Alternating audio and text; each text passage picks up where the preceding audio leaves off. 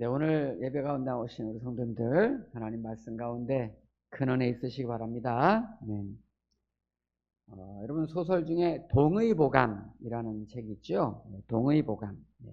이 책의 주인공은 아무래도 허준이라는 분인데, 허준은 원래 이제 서자라고 해가지고 어릴 때부터 차별을 많이 당하면서 자랐습니다. 그러다 보니까 이제 사고도 많이 치고, 원래는 이제 평안도 쪽에 살다가 도망쳐 나와가지고 경상남도 산청이라는 골짜기까지 가게 됩니다. 그곳에서는 사는 동안에 아주 그 지역의 유명한 의사였던, 많은 사람들이 그 사람을 통해서 병고침을 받는 유명한 의사가 있죠. 유의태라는 유명한 의사가 있었습니다. 허준은 그 선생님에게 의술을 배우고 싶어가지고 가르쳐 달라고 날마다 찾아가 사정하지만 선생님은 절대 그 의술과 의학을 가르쳐 주지 않습니다. 그런데 허준이 날마다 찾아가서 하도 사정을 하니까 어느 날 선생님이 허준에게 약을 다릴 수 있는 물을 길러 오너라, 이렇게 심부름을 시켜요. 그랬더니 허준이 신이 나가지고 이제 내가 배울 수 있겠구나, 신화 우물가에 가가지고 큰 물집게 2통에다가 이제 물을 받아가지고 허준에게, 이 선생님에게 물을 길러 가지고 온 거예요. 선생님이 허준이 길러온 물을 이렇게 물통을 보더니 그냥 발길로 그냥 뻥 차가지고 그 물통을 그냥 바닥에다 쏟아서 엎어버리는 거예요. 그러면서 뭐라고 말하냐면, 물이 뭔지도 모르는 놈이 어디서 의술을 배우겠다고 왔느냐, 가라, 호통을 치고 막 혼내는 거예요. 그러면 그 책에 보면 나오지만은 물의 종류가 50종류가 넘는 거예요.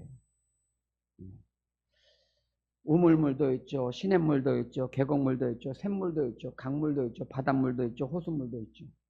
샘물도 위치에 따라서 미네랄 성분이 다 다르고, 계곡물도 산의 위치에 따라서, 산 종류에 따라서 성분이 다 다르고, 물을 떠올 때도 새벽에 떠오느냐, 낮에 떠오냐, 한밤중에 떠오느냐, 다 물이 다르다는 거예요. 네. 이 유의태 의사 선생님이, 이 허준 스승이 그런 것들을 생각해서 허준에게 떠오라고 하는 물은 새벽에 깊은 산속에서 그 계곡물을 떠오라는 말이었는데, 허준은 그냥 동네 가서 우물물을 갖다가 떠온 거죠. 그 이후에 이제 허준이 한자어를 평소에 좀 알고 있었기 때문에 스승님이 쓰신 한의학 책을 훔쳐가지고 몰래 주경야독하면서 공부를 열심히 합니다. 또 선생님이 환자를 치료할 때 그 모습을 뒤에서 이렇게 지켜보면서 열심히 기록을 하고 연구하고 스스로 공부를 많이 해요. 그런 중에 이제 어느 날 기회가 왔죠. 중풍 환자를 치료하면서 스승님에게 인정을 받게 되죠.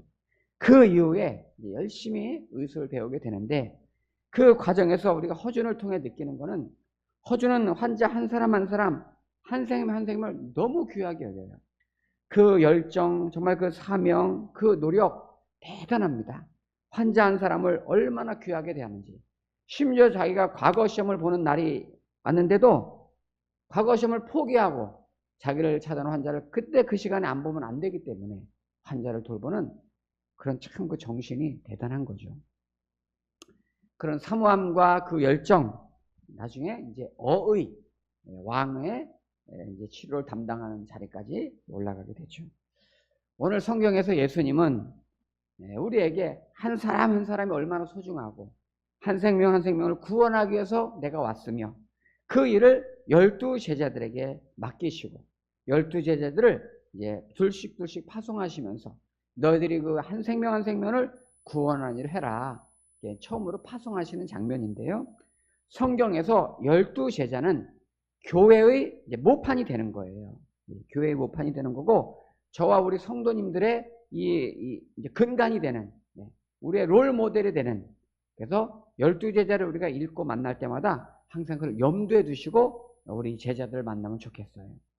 자, 오늘 어떻게 시작을 하는가? 6장 7절에 보시면 12제자를 부르사 둘씩 보내시며 더러운 귀신을 제어하는 권능을 주시고. 네, 여기 둘씩 보내셨는데요.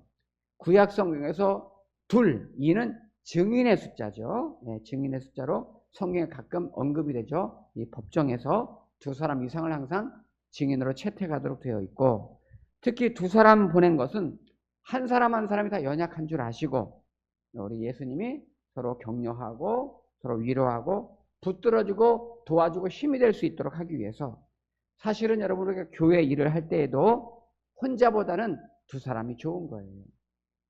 예를 들어서 우리가 교회 일을 할 때 우리 목동교회도 성도님들이 모였다면 열심히 부지런히 잘 하시는데요. 5명이면 충분하게 할 수 있는 일이라도 10명이 모여서 나와서 일하면 더 좋은 거예요. 물론 효율적으로 볼 때는 5명이 될 일이니까 딱 5명만 나와서 깔끔하게 나이스하게 쫙 마치고 끝내면 더 효과는 있을 수는 있어요. 그러나 교회 일이라는 거는 5명이 할 일이라도 10명이 모이고 20명이 모이면 더 좋은 거예요. 왜냐하면 교회는 효율을 따지고 뭐 산수를 따지고 무슨 계산을 해가지고 뭐 잘해야지 이런 거에 목적이 있는 게 아니고, 교회는 교회 일 자체보다도 성도 간에 교제가 있고 섬김이 있고 위로가 있고, 그래서 하나님이랑 서로 배우고 가르쳐주고 또 내가 가르침을 받고 이런 연대감이 생기고 공유하고 이러면서 하나님 나라의 현장을 배워가고, 그러면서 선교도 배우고 그러면서 훈련도 받으면서 거기서 가치를 느끼는 거기 때문에, 우리가 꼭 일 못하는 사람은 저리 가, 오늘 일 잘하는 사람 5명 뽑자, 이런 의미의 교회는 교회 의미가 없는 거죠. 우리 교회 일은 아무리 작은 일이라도 여러 명이 모일 수 있으면 그게 좋은 거예요. 그리고 오늘 예수님이 12제자를 파송하시면서 권능을 주셨다는 표현이 나와요.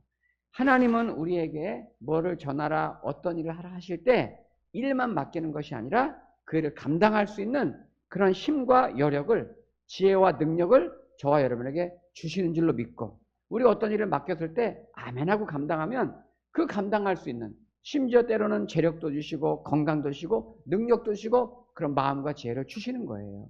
그런 믿음으로 감당하시기를 축복합니다. 네. 자, 이제 7절부터 보시면은 제자들을 보내시면서 지침이나 몇 가지 지침이 나오죠. 먼저 8절에 보시면 명하시되 여행을 위하여 지팡이 외에는 양식이나 배낭이나 전대의 돈이나 아무것도 가지지 말며 신만 신고 두보로또 입지 말라 하시고. 네, 지금 예수님이 가질 것과 가지지 말 거를 말하고 있어요.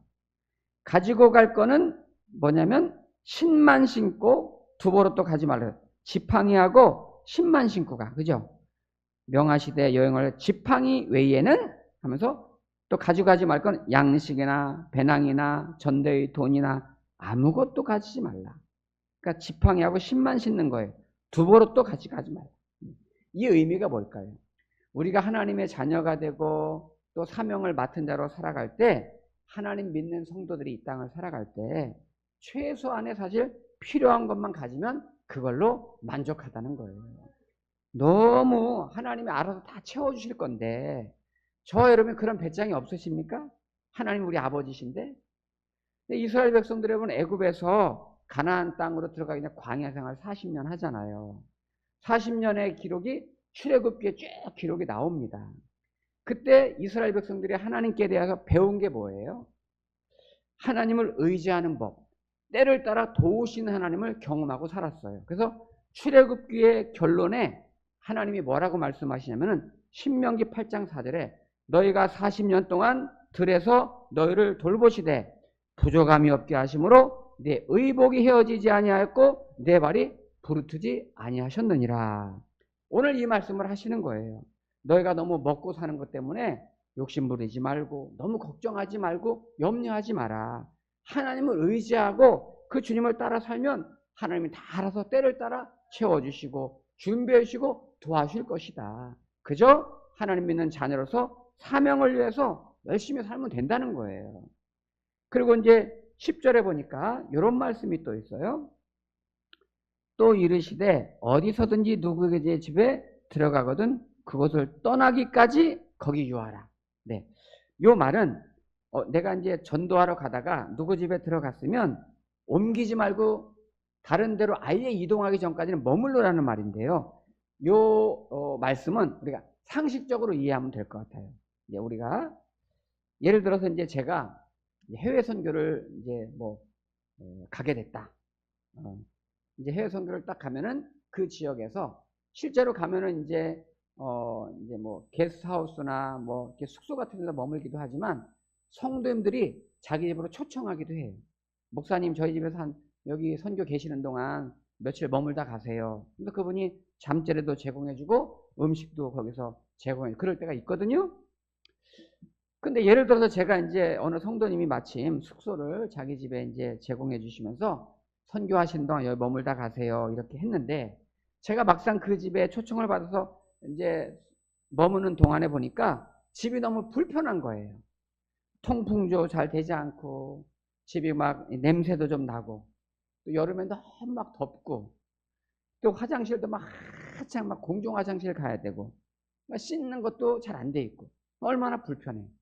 그리고 하루 이틀 지나고 있는데 그 앞에 다른 집사님이 이제 잘 사는 집사님이 리모델링까지 해가지고 좋은 집이 있는 거예요. 깨끗하고 화장실도 실내에 있고 샤워 시설도 잘 돼 있고 또 그분이 요리도 잘한대.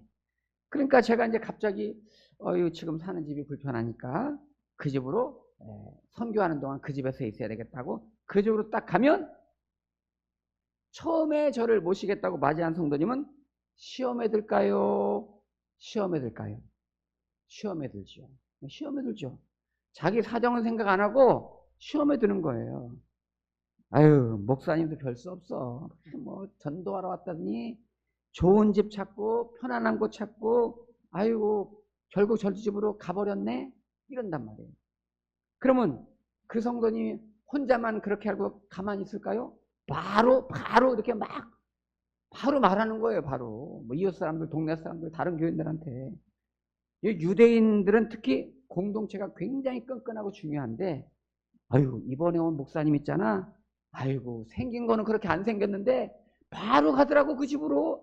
아이고 전도는 관심도 없는 분이야. 그분이 알고 봤더니 좋은 집, 좋은 환경, 돈만 쫓아다니고 그런 분이야. 이러면은 복음이 막히는 거죠. 전도가 막히는 거죠. 선교하는 사람이 자기 편하자고 생각 없이 그냥 막 판단하고 행동하면 안 된다는 거예요. 결국 복음의 이 문이 막히고 선교의 문이 막힐 수 있기 때문에 내가 복음을 전하러 갔으면 그 사명을 항상 먼저 기억하고 작정했으면 힘들고 어려워도 그 지역에 있는 동안은 선교가 마치기까지는 그것에 머물라는 거죠. 제가 신학대학 이제 다닐 때 이제 매주 체프를 예배를 드리는데 그때 이제 목사님들이 이제 설교 이제 교수님이나 외부에서 오신 목사님 설교를 하세요. 이제 기억나는 이제 설교 중에 신학생 여러분 앞으로 목회자가 되어서 길을 걷다 보면 항상 두 가지 갈림길에 나올 겁니다. 그럴 때 내가 이쪽으로 갈 것인가 저쪽으로 갈 것인가 선택의 순간이 왔을 때 어떻게 해야 될까요? 이럴 때 선택할 수밖에 없는 상황이 왔을 때는 더 어려운 길을 택해서 가세요. 더 힘든 일을 택해서 가세요. 더 불편한 길을 선택해서 가세요. 그게 목회자에게 더 복된 길입니다. 그 말을 했어요. 좀 기억나요. 여러분 거창고등학교 이야기라는 책 있잖아요. 좀 오래된 책인데 그 책에 보면은 이 거창고등학교의 그런 이 졸업하는 학생들에게 반드시 강조하는 가르침들이 있잖아요. 여러분 학교 졸업하고 잘 되는 회사, 월급 많이 주는 회사, 편안한 회사 가지 마세요. 그 회사가 지금 어렵고 아닌 것 같은 직장이라도 꿈이 있는 회사, 비전 있는 회사, 목적이 분명한 회사, 가치가 있고 의미가 있는 회사는 거기를 가세요. 그렇게 가르치잖아요. 내가 원하는 데 가지 말고 나를 필요로 하는 데로 가라. 그 거창고등학교 이야기에 보면은 직업 10계명이 있어요. 직업 10계명. 직업 10계명 중에 이제 좀 마음이 좀 불편한 것도 있어요. 예를 들면 부모님이 원하는 곳으로는 가지 마라. 이런 것도 있어요. 부모님이 뭘 원하겠어요? 돈 많이 주는데 편안한데. 그러니까 이제 우리가 그런 것 같아요. 우리가 살아가면서 정말 내가 들어가서 내가 거기에 비전을 펼치고 그래서 일어날 수 있는 곳이라면 사실 더 좋은 곳인데 우리는 먼저 내가 편안하고 일은 적게 하고 돈은 많이 주는 뭐 이런 데를 찾으려고 하는 그건 사실 그리스도인으로서 사실 건강한 마인드는 아니죠. 자, 그 다음 이제 11절 보시면은 11절이 또 조금 이제 헷갈릴 수 있어요. 어느 곳에서든지 너희를 영접하지 아니하고 너희 말을 듣지도 아니하거든 거기서 나갈 때에 발 아래 먼지를 떨어버려 그들에게 증거를 삼으라 하시니. 네. 이 말은요, 이 당시에 유대인들이, 지금 이스라엘 백성 유대인들인데요, 이 사람들이 길을 다니다가 볼일을 보러 가다가 어쩔 수 없이 이방 땅을 지나야 될 때가 있어요. 어쩔 수 없이 이방 땅에 볼 일이 있어서 그로 지역을 지날 수밖에 없는 경우가 있단 말이에요. 그럴 때 지나갔다가 오면은 내 발에 흙먼지 같은 걸 막 떨어버려요. 내 옷에 발에 먼지를 떨어버린단 말이에요. 우리 예를 들어서 이제 뭐 미세먼지 많은 날, 또 예전에 한참 막 코로나가 막 유행할 때 밖에 갔다가 외출하고 돌아오면 막 손 씻고 발 씻고 막 먼지 털고 막 이렇게 하듯이 유대인들도 반드시 밖에 나갔다가 혹시 이방 지역을 지나가게 될 경우, 이방 사람을 혹시 스쳐서 만날 경우에는 불가피하게 그런 일이 없지만 그런 경우가 있을 때는 반드시 돌아와서 이방 땅은 불결한 지역이기 때문에 이방 사람은 짐승마다보다 불결한 사람들이기 때문에 그런 의식이 있기 때문에 일부러 발에 묻은 먼지를 떨어버리고 옷에 묻은 먼지를 털어버리는 그런 관습이 있단 말이에요, 유대인들이. 그런데 오늘 예수님이 여기서 그 말을 빗대하시는 말씀인데요. 거기 11절에 보시면 어느 곳에서든지 이 말은 이방 지역을 말하는 게 아니에요. 지금 유대 지역을 말하는 거예요.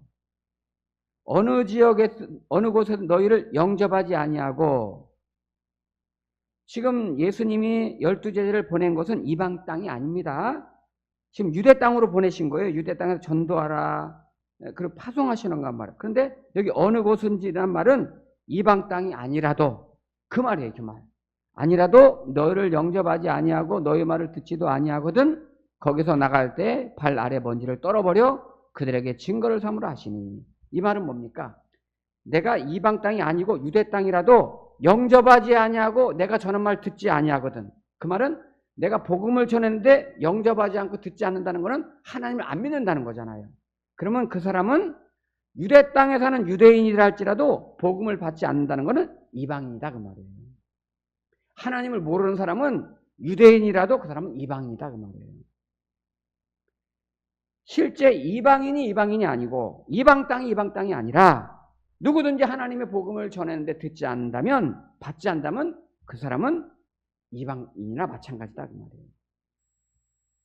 이런 배경을 이 예수님이 이제 가지고 복음을 전하러 가르치시면서 두 사람씩 파송을 했는데, 오늘 요 배경이 뭐냐면요. 그러니까 복음을 전하는 내용도 중요하지만 복음을 전하는 사람, 너희들이 정말 중요하다. 이거를 지금 가르치려고 하는 거예요.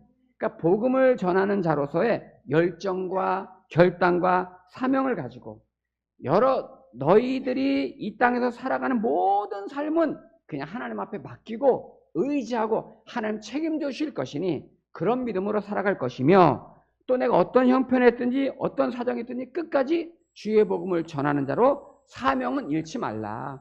끝까지 순종하며 살아라. 이 말씀을 제자들에게 지금 하시는 거예요. 제가 이제 세월이 흘렀지만 기억에 많이 남는 게, 이제 부목사로 있을 때 이제 송구 영신 예배를 우리가 드리잖아요. 매해 이제 12월 31일 밤 12시, 새해가 시작된 1월 1일 0시, 보통 그게 이제 예전에는 0시에 많이 드렸죠.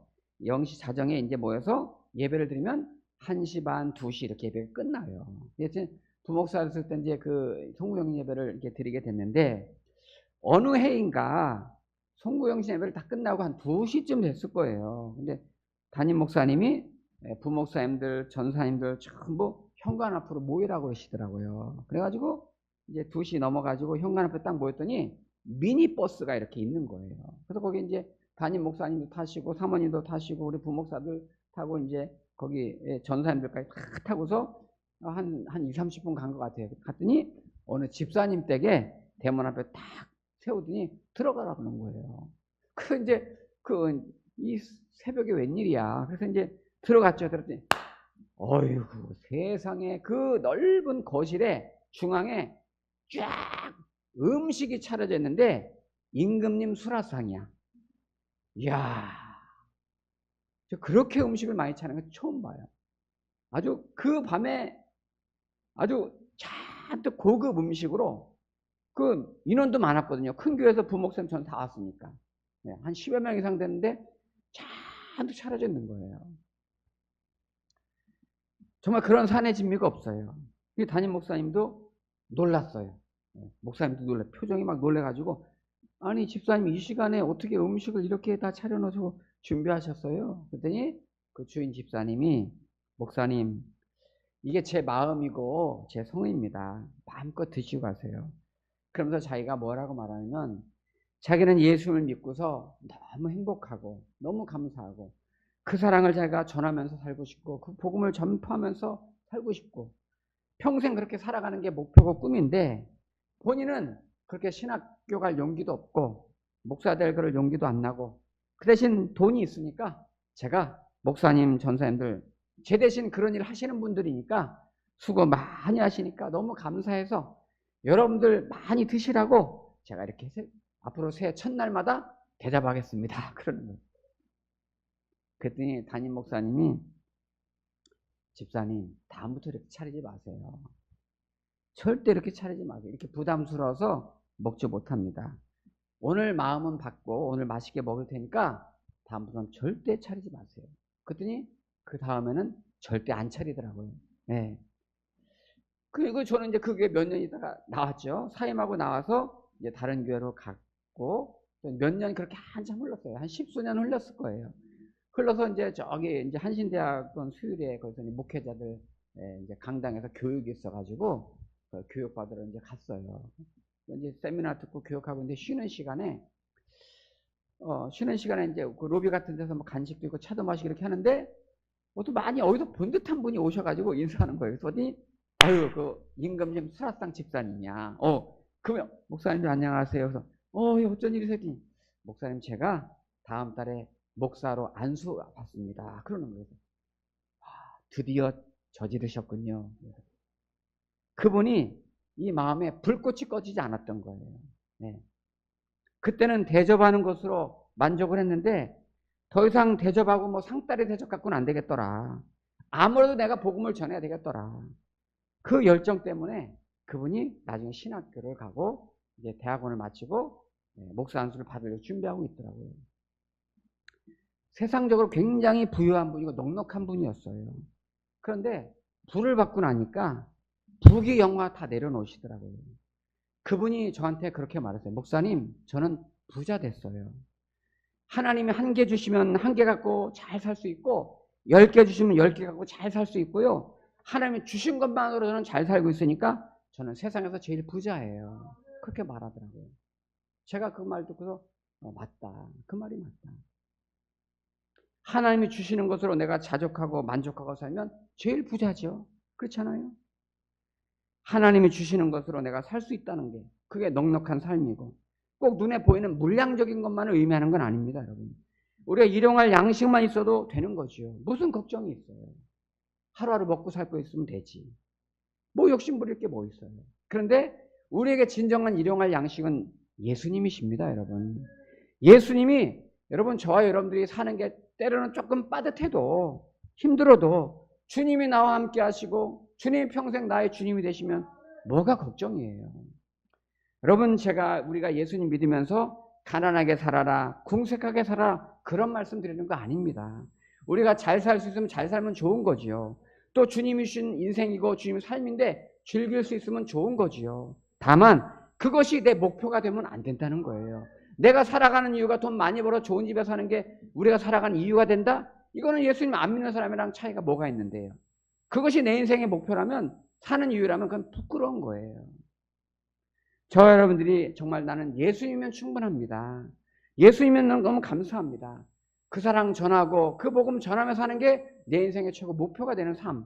이게 정말 이 땅에서 주님이 나를 사랑하시고 구원하신 목적이고 살아가는데 후회 없는 그런 삶이 되는 것이죠. 우리 성도님들도 이 땅에 우리가 보냄을 받은 그런 제자들답게 정말 내가 후회 없이 가장 귀한 일이 뭘까?